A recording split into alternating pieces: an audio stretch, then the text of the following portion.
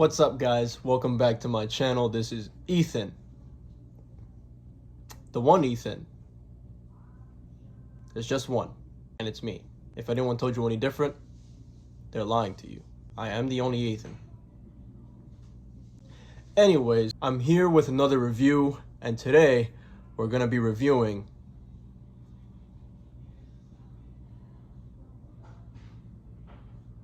that guy's house.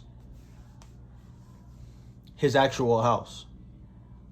But for real, Harry's House by Harry Styles.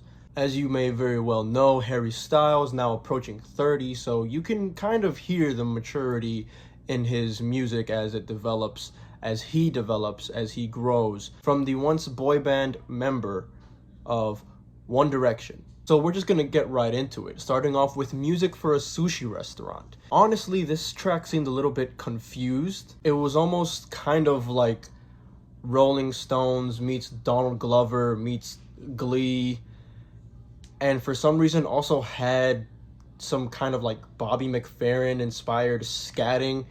It was just kind of all over the place sonically, at least in my own opinion.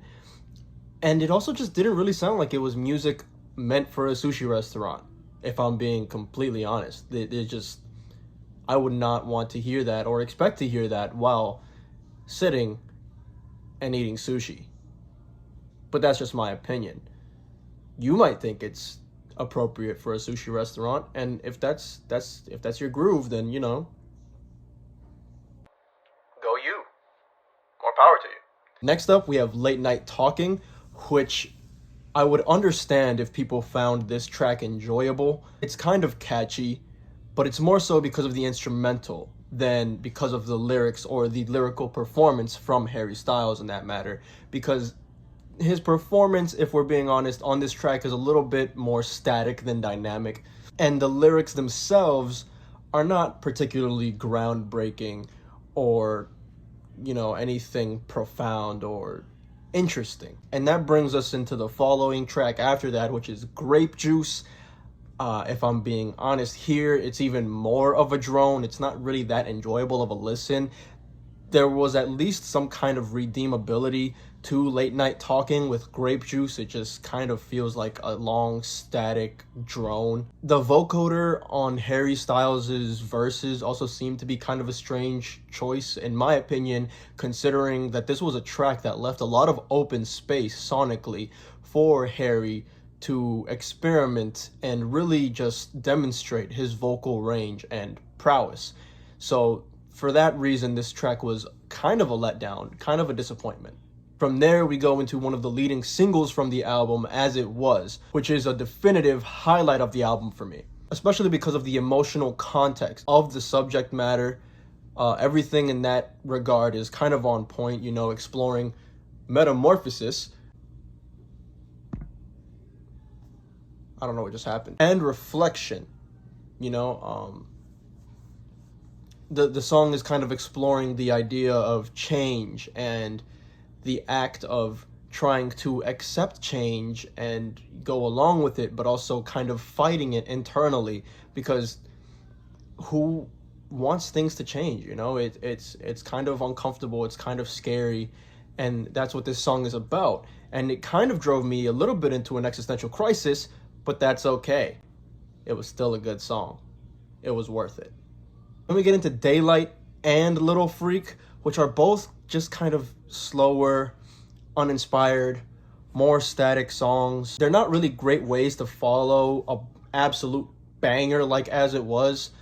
They're just kind of like filler songs. To be frank, I think I even zoned out because I don't even remember what these songs are about. Then we get into Matilda, which, albeit, is still kind of a slow drone and isn't really dynamic in regards to Harry Styles' vocal performance or even the instrumentation on this track either, considering it's just, a lone guitar strumming while Harry kind of whisper sings over it, at least until the halfway point where that piano does come in and I suppose relieves a little bit of that pressure from just the guitar. But what I can give this track is that it does contain a little bit more of a heavy subject matter, dealing with family neglect or abuse and finding the courage and strength to move on, to move forward without feeling guilty or remorseful about it.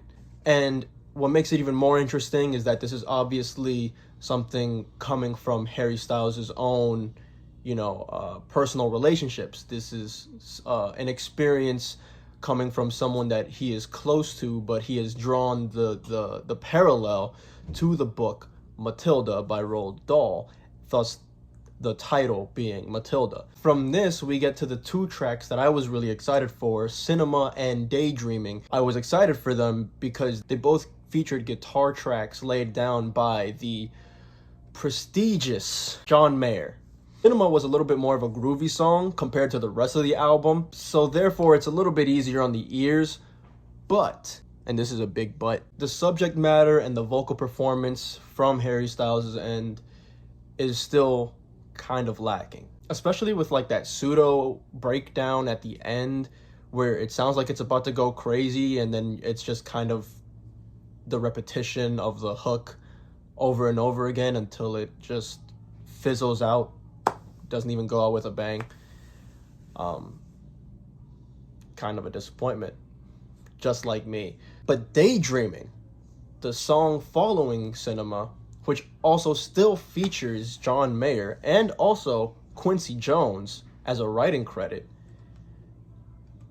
Daydreaming kind of slaps. It's catchy, it's funky, Harry's vocal performance is pretty freaking chilling, especially with that scream at the end, and just matched with John Mayer's guitar playing. This is what I expected from a collaboration between these two forces. And I would hope that anything else that they put out together would sound like this. It's a little bit disappointing that Cinema didn't, but this song managed to just genuinely make me vibe and forget about the fact that there even were lyrics to pay attention to. And for that, it's definitely another highlight of the album for me. Keep Driving. Now this song, Keep Driving, all I can say, genuinely, is what the fuck? With cyborgs, science and edibles, cocaine side boob, toothache, bad move. Literally, what the fuck is this song? It's just static, it's boring, it's mid, skip. Now, after Keep Driving, we get into Satellite. We're met instantaneously with some really nice, really soothing synth and strings, and then the drop a minute in makes the song even funkier. It just makes it a really enjoyable track to just, kind of vibe to. And the last minute or so of the song, where the drums and the guitar just start going absolutely apeshit, redacted, also an incredibly unexpected part, considering, the rest of the movement of the album up until this point. So it makes Satellite a pretty worthwhile track in that regard for me. Boyfriends is kind of like the slow, single instrument folk pop. And I get that it's for all the heartbroken, neglected, abused, just all around mistreated girlfriends out there. So it's not really meant for me. It's not really for me. I can see why someone may hold this song close to their heart. But I genuinely was not moved by it. I didn't feel anything for it or towards it. It didn't really do anything for me. So I won't even speak on it further than that, Then we get to the last track of the album, Love of My Life. I would be lying if I said that I wasn't expecting this to be like a cover of the Queen song, Love of My Life, You've Hurt Me. But it wasn't. Instead, it was a cheesy and slow, static, kind of just all around uninteresting ending to the album. In my opinion, it felt kind of weak. It felt kind of short. I think I almost fell asleep through it. But what I can say is that what did impress me was lyrically, it did seem to show that this album was one concise, cohesive thought that Harry put together rather than just a collection of random songs thrown together to kind of put something out just to get something out. Now, I had high expectations for this album given the current trajectory of Harry Styles' career and music catalog, and how it had been riddled with unique, inspired, and unexpected sounds with every turn. And so this one was honestly a little bit of a letdown for me. considering it was kind of just a lot of drone, as opposed to his usual more conscious, intentional, and, for lack of a better word, shocking releases. So with all that taken into consideration, my overall rating for this album is just a solid 6 out of 10.